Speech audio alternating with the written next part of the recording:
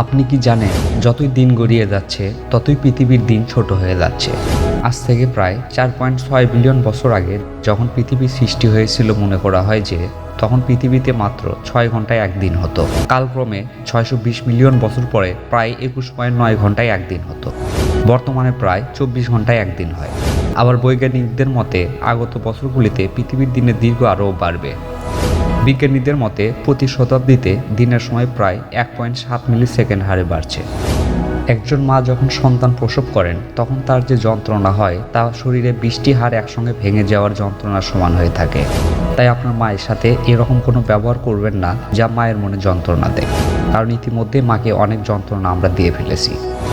যে সমস্ত মানুষেরা প্রায় প্রতিদিনই নিজের খাবার থালায় ননভেজ রাখতে বেশি পছন্দ করেন, তারা তাদের জীবদ্দশায় প্রায় 7,000টিরও বেশি প্রাণীকে খেয়ে ফেলে।